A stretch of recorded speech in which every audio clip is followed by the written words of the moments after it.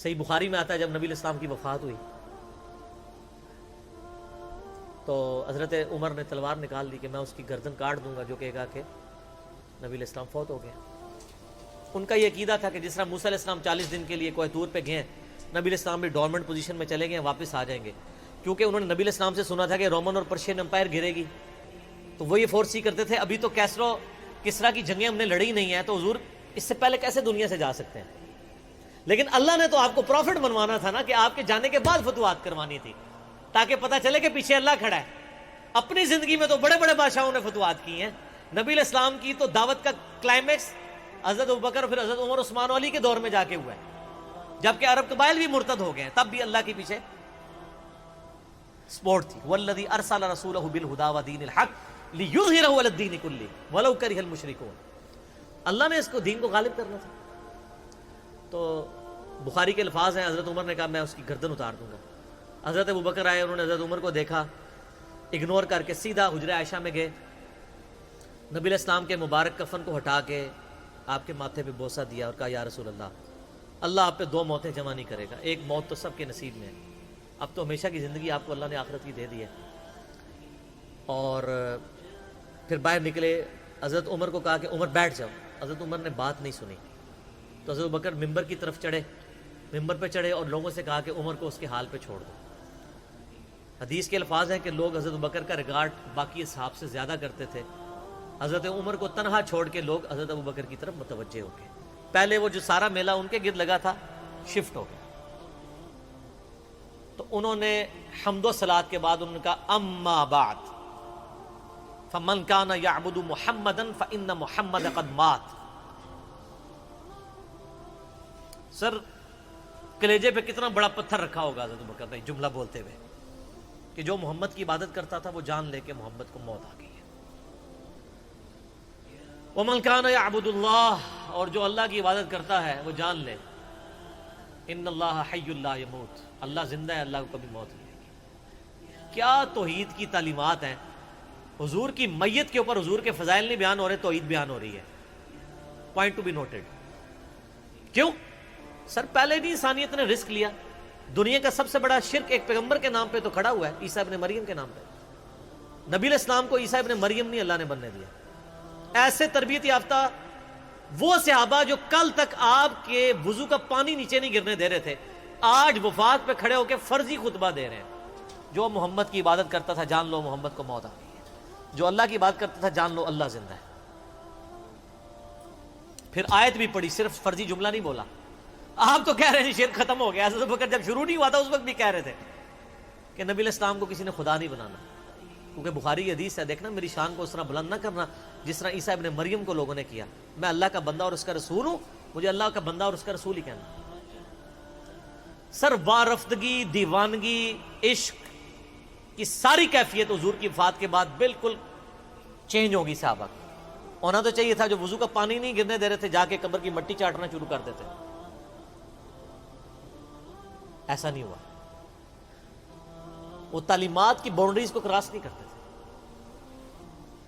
تو پھر انہوں نے آیت پڑھی، سورہ آل عمران آیت نمبر 144، وما محمد الا رسول قد خلت من قبلہ الرسل افئن مات او قتل انقلبتم علی اعقابکم، محمد تو نہیں مگر ایک رسول ہی، اگر یہ فوت ہو جائیں یا دین جو جنگ میں قتل کر دیے جائیں، شہید ہو جائیں، کیا تم دین سے الٹے قدم پھر جاؤ گے؟ جو کوئی دین سے الٹے قدم پھیرے گا اللہ کا کوئی نقصان نہیں کرے گا اور اللہ ثابت قدم رہنے والوں کو جزا دے گا۔ پھر سورہ الزمر کی آیت نمبر 30 پڑھی، انک میت وانہم میتون، اے نبی تمہیں بھی مرنا ہے اور ان کو بھی موت آنی ہے تمہارے مخالفین کو، پھر تم اللہ کے حضور جھگڑو گے، اللہ تمہارا فیصلہ کرے گا۔ یہ سیدنا ابوبکر کی حضور کی وفات کے وقت استقامت تھی۔ پھر جھگڑا کھڑا ہو گیا حضور کو دفنانا کدھر ہے؟ جامعہ ترمذی میں حدیث ہے، سیدنا ابوبکر کہتے ہیں کہ میں نے نبی علیہ السلام سے یہ بات سنی تھی کہ اللہ اپنے پیغمبر کو وہیں پہ موت دیتا ہے جو اس کے لیے سب سے پسندیدہ جگہ اللہ کے نزدیک ہوتی ہے، تو حضور کی جو چارپائی ہے نا اس کے نیچے ان کی قبر کھودو، وہاں پہ اللہ نے ان کو موت دی۔ پہلے صحابہ میں رائے نہیں طے ہو رہی تھی کہاں دفنانا۔ پھر سنن نسائی الکبریٰ کے اندر پورا وفات النبی چیپٹر ہے، سنن ابن ماجہ میں بھی موجود ہے کچھ حصہ اس کا۔ پھر لوگوں نے پوچھا کہ نبی علیہ السلام کا جنازہ ہوگا؟ انہوں نے کہا ہاں ہوگا۔ اسی طریقے سے تکبیر کہو، اور سورہ فاتحہ اور اس کے بعد درود شریف اور اس طریقے سے 4 تکبیرات پڑھو. لیکن ایک فرق تھا کہ نبی علیہ السلام کو پروٹوکول صحابہ نے دیا ہے کہ آپ کی جو جنازے کی نماز ہے نا وہ جماعت کے ساتھ نہیں ہوئی. صحابہ نے یہ پروٹوکول دیا کہ حضور کی میت کی موجودگی میں بھی کوئی شخص امامت نہ کروائے. حجرے میں ایک طرف سے لوگ داخل ہوتے تھے, اکیلے اکیلے جنازہ ادا کرتے تھے. وہ ڈیٹیل میں آتا ہے, 2-3 دن تک جنازہ ہوتا رہا. پہلے یعنی مرد داخل ہوئے, اس کے بعد بچے, غلام, پھر عورتیں, اس طریقے سے سب نے جنازہ پڑھا. ظاہر ہے 1 لاکھ سے زیادہ لوگ تھے جنازہ پڑھنے والے. اس موقع پہ بھی سیدنا ابوبکر کی آپ استقامت دیکھیں. ورنہ حضرت عمر کتنے سٹرانگ اصحاب کے مالک تھے, ان کی حالت آپ دیکھ لیں. جب ضرورت پڑی ان کے مضبوط اصحاب کی تو کولیپس کر گئے. ابوبکر ہی کھڑے ہوئے ہیں, تو حضور کو پتا تھا نا میں نے مصلی پہ کسے کھڑا کرنا ہے. اور بخاری میں الفاظ ہیں, جب مصلی پہ کھڑا کیا آپ فرمایا ابوبکر کے علاوہ سارے دروازے بند کر دو.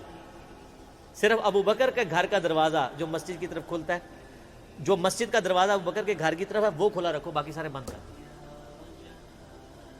تو نبی علیہ السلام کو یہ پتا تھا کہ کس لیول کا کس بندے کا یعنی ایمان ہے, اس کے اعصاب ہیں. اور بخاری کے الفاظ ہیں, جب حضرت ابوبکر نے خطبہ دیا, حضرت عمر کہتے ہیں میرے پاؤں میرا بوجھ نہیں اٹھا سکے, اور مجھے یقین آ گیا کہ حضور فوت ہو چکے. یہاں قرآن و حدیث سن کے کسی کے کان پہ جوں تک نہیں رنگتی, وہاں پہ حضرت ابوبکر کا خطبہ اور آیات سن کے حضرت عمر کہہ رہے ہیں کہ میرے پاؤں میرا بوجھ نہیں اٹھا سکے, کہ یہ تو واقعی تو قرآن کی آیت. اور اس میں بخاری مسلم صحیح بخاری میں الفاظ ہیں, کئی دن تک ہم جب بھی صحابہ ایک دوسرے کو ملتے تھے تو یہی آیت سنایا کرتے تھے, وما محمد الا رسول قد خلت من قبلہ الرسل افئن مات او قتل انقلبتم علی اعقابکم, کہ محمد تو نہیں مگر ایک رسول, انہیں بھی تو موت آنی ہے, تاکہ ہمیں یہ یقین آ جائے کہ حضور دنیا سے چلیں گے. تو یہ صحابہ کرام علیہم رضوان کی نبی علیہ السلام کے ساتھ عقیدت تھی. اور سیدنا ابوبکر آپ کو بالکل صف اول میں نظر آئیں گے, ٹاپ آف دا لسٹ, معاملات کو ہینڈل کرنے میں, چیزوں کو بالکل من و سنت کے مطابق ڈھالنے میں, اور ہر معاملے میں رجوع لانے کے اوپر, اور اہل بیت کے ساتھ کمٹمنٹ کے اوپر, ہر مسئلے میں آپ کو حضرت ابوبکر صدیق کی قربانیاں ٹاپ آف دا لسٹ نظر آئیں گی. تو بات کہاں سے کہاں شروع ہوئی, فی البدی. میں تو اور گھنٹوں بول سکتا ہوں, مجھے اتنی حدیثیں یاد ہیں یہ فضائل کے اعتبار سے. آخر میں حصول برکت کے لیے میں وہ حدیث بیان کروں گا جو میں اکثر بیان کرتا ہوں.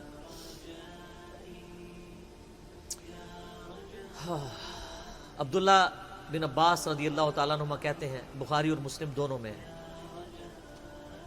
کہ سیدنا عمر کی میت رکھی ہوئی تھی اور لوگ آ کے ان کی میت پہ سلام پڑھ رہے تھے اور اپنے اپنے انداز میں خراج تحسین پیش کر رہے تھے کہ اس شخص کی وجہ سے اسلام کو کیا عروج ملا. تو کہتے ہیں اتنے میں نے محسوس کیا کہ ایک شخص میرے پیچھے آ کے کھڑا ہوا اور اس نے میرے کندھے پہ یوں کونی رکھی, میری پیٹھ اس کی جانب تھی, اس نے کونی میرے کندھے پہ یوں رکھی, اور حضرت عمر کی میت سے مخاطب ہو کے کہنے لگا کہ اے عمر اللہ تجھ پہ رحم فرمائے, تو روئے ارض پہ ان لوگوں میں سے ایک شخص تھا کہ میری بھی خواہش تھی کہ میں ان اعمال کے ساتھ اللہ کے حضور پیش ہوتا, کہ اگر اللہ کے حضور پیش ہونے کے لیے مجھے بہترین اعمال چاہیے تو تیرے اعمال. ظاہر ہے رومن اور پرشین امپائر گری ہے, کس لیول کا عروج. کیونکہ میں نے رسول اللہ صلی اللہ علیہ وآلہ وسلم سے بارہا سنا تھا, میں ابو بکر اور عمر داخل ہوئے, میں ابو بکر اور عمر نکلے, میں ابو بکر اور عمر نے یہ کیا. تو مجھے بڑی امید تھی کہ تم اپنے 2 ساتھیوں سے جا ملو گے, یعنی رسول اللہ اور ابو بکر کے ساتھ صلی اللہ علیہ وآلہ وسلم رضی اللہ عنہ. تو یعنی نبی علیہ السلام کے بعد سیدنا ابو بکر اور پھر حضرت عمر بھی وہیں پہ پہنچ گئے. تو مجھے نبی علیہ السلام کے اس فرمان سے لگتا تھا جس طرح آپ اپنی زندگی میں کہتے تھے نا, میں ابو بکر عمر, میں ابو بکر عمر, میں ابو بکر عمر, مجھے پتا تھا تم نے جا کے انہی سے ہی ملنا ہے جا کے. اور 34 سال, اور جتنی آپ جنگی کارنامے سنتے ہیں وہ 34 سال سے پہلے کے تھے. میری 42 سال ہونے والی ہے, آپ اندازہ کر لیں. 34 سال میں خیبر ہو چکی ہوئی ہے. تو خیبر کب لڑی گئی؟ جب حضرت علی کی عمر 28 سال تھی, آلموسٹ 28 سال کی عمر میں انہوں نے ابن عبد الواد کو قتل کیا, جو 100 بندوں سے اکیلا لڑ لیتا تھا. مرہم کو قتل کیا ہے خیبر میں, ابن عبد الواد کو خندق میں, اور خندق تو اس سے بھی پہلے ہوئی ہے. تو حضرت علی چونکہ تھنک ٹینک تھے، یعنی انٹیلیجنشیا آپ کہہ لیں. حضرت عمر کے دور میں چیف جسٹس تھے حجاز کے، کوفے کے چیف جسٹس ابن مسعود، شام کے چیف جسٹس ابو درداء، اور مدینہ میں چیف جسٹس مولا علی. تو وہ تو ایک مین پوسٹ کے اوپر تھے، اس لیے جنگیں نہیں لڑی. اب رہ گیا کہ وہ بعد میں جنگ جمل صفین نہروان کے لیے کیوں چلے گئے؟ وہ اس لیے چلے گئے کہ اس وقت مسلمانوں میں ہی دو گروہ بن گئے تھے، حق ایمبیگوس ہو گیا تھا، مبہم ہو گیا تھا. اس کے لیے ضروری تھا کہ حضرت علی خود میدان جنگ میں اترتے تاکہ لوگوں کو یقین آ جاتا کہ اگر حضرت علی باغیوں کے خلاف قتال کر رہے ہیں جنگ جمل صفین اور نہروان میں تو یہ قتال حق پہ مبنی ہے.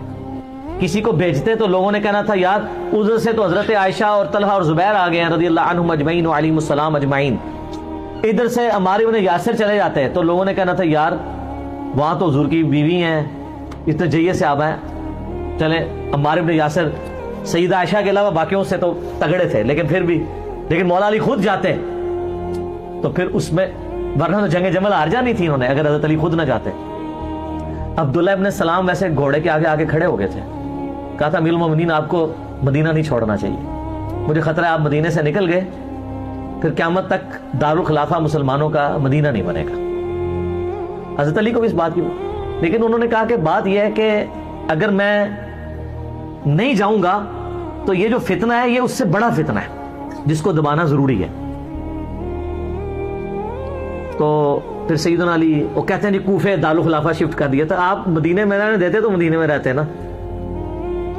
قصاص عثمان کے لیے آپ مجھے پاکستان میں بتائیں یہاں پہ بھی دھرنا دینے والوں کو اتنی تمیز ہے کہ دھرنا کدھر دیتے ہیں؟ پشاور میں دیتے ہیں، کراچی میں، اسلام آباد میں. کیوں؟ کیپٹل سٹی ہے. تو خلفائے راشدین کے دور میں کیپٹل سٹی کون سا تھا؟ مدینہ. لیکن دھرنا دینے والے بصرہ اور کوفہ پہنچ گئے 1000 کلومیٹر دور کہ ہم خود بدلہ لیں گے، قانون کو ہاتھ میں لیں گے. تو پھر حضرت علی کی مجبوری تھی کہ آپ بھی ادھر چلے جاتے. پھر کوفہ ایک فوجی چھاونی تھی جہاں سے سب کو کنٹرول کیا جا سکتا تھا، رومن امپائر کو بھی جو گر چکی تھی اور پرشین کو بھی. وہ سینٹر میں، اس لیے حضرت عمر نے اپنے دور میں سے فوجی چھاونی ڈکلیئر کیا تھا. بہرحال پھر حضرت علی کے جانے کی وجہ سے یہ معاملات سیدھے ہوئے، تو ان کی مجبوری تھی جانا، ورنہ لوگوں کے لیے معاملات ایمبیگوس ہو جانے تھے. آج تک بھی لوگوں کو سمجھ آ رہی. تو اس زمانے میں جنہوں نے لڑنا تھا انہوں نے کیا لڑنا تھا؟ صحیح بخاری میں موجود ہے نا، حضرت عمار بن یاسر کو مولا علی نے بھیجا. بخاری کے الفاظ ہیں، وہ ممبر کی نچلی سیڑھی پہ بیٹھے اور حسن ابن علی کو اوپر والی سیڑھی پہ رکھا تاکہ سب لوگ دیکھ لیں جنتی نوجوانوں کا سردار بیٹھا ہوا ہے، مولا علی کا بچہ. اور کہا لوگوں اللہ نے تمہیں آزمایا ہے، ایک طرف دنیا اور آخرت میں تمہارے نبی کی بیوی ہیں، رسپیکٹ کم نہیں کی، آخرت جنت میں بھی عائشہ حضور کی بیوی ہیں، لیکن اللہ نے تمہیں آزمایا ہے کہ تم عائشہ کی اطاعت کرتے ہو یا اللہ کی اطاعت کرتے ہو، کیونکہ اولو الامر منکم اس وقت مولا علی ہیں اور ان کی اطاعت اللہ کی اطاعت ہے. اطیعوا اللہ واطیعوا الرسول واولی الامر منکم. تو جب یہ سینیریو اس وقت مولا علی کی مجبوری تھی وہاں سے نکلنا. اور آپ دیکھیں انہوں نے بعد میں پھر کوئی ان کے ساتھ زیادتی بھی نہیں کی.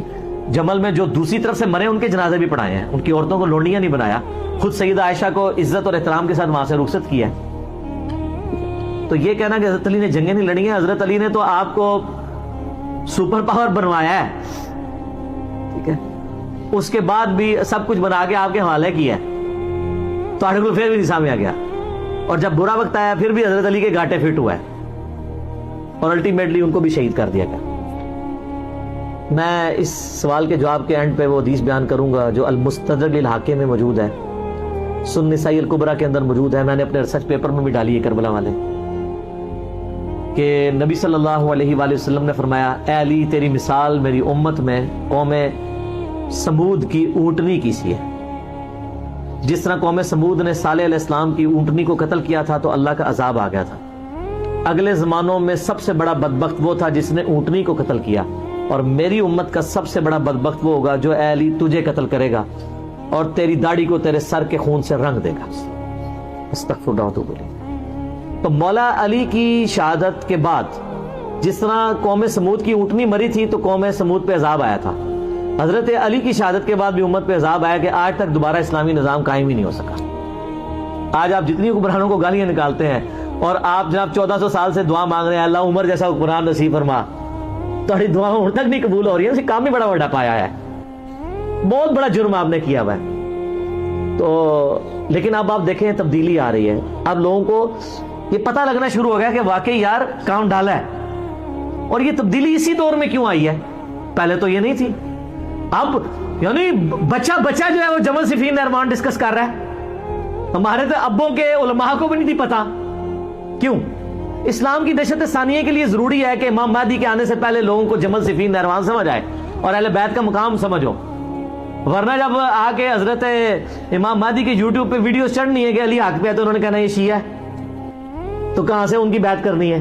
ان سے پہلے ہی کام ختم ہو چکا ہوگا ہماری ویڈیوز کی برکت سے۔ یا جدھر لوگ آپ عرب میں چلے جائیں، عدنان ابراہیم ہے، سنی ہے، اکیلے بندے نے تل پٹ کر کے رکھ دی ہر چیز، صحیح فصیح اللسان عربی زبان میں ان کی ویڈیوز رکھی ہیں، انگلش سب ٹائٹل میں آپ کو ملیں گی، حالانکہ ٹائی لگاتا ہے وہ بندہ۔ فلسطین کے پناہ گزین کیمپوں میں اس کی پرورش ہوئی ہوئی ہے، دنیاوی طور پہ بھی وہ پی ایچ ڈی ہے۔ اور آپ ذرا خلافت و ملوکیت کے اوپر، وہ تو مودودی صاحب کو کی کتابوں کو کوٹ کرتا ہے، الخلافہ والملک، آپ بتا عربی میں ترجمہ ہوا ہے خلافت و ملوکیت کا الخلافہ والملک کے نام سے۔ تو ہر جگہ آواز اٹھی ہوئی ہے پوری دنیا کے اندر، اور آپ دیکھیں یہ وہ آواز تھی جسے صدیوں تک حکمرانوں نے دبایا ہے، پھر بھی اٹھ گئی ہے، اور جس کے اوپر اربوں ریال لگ رہے ہیں، اینڈ رزلٹ زیرو ہے، نیگیٹو ہے، بلکہ زیرو نہیں ہے، نیگیٹو ہے۔ جب بھی وہ پاک چھوڑتے ہیں تو ادھر سے وہ ہم اس کو پکڑ لیتے ہیں۔ ٹھیک ہو گیا جی؟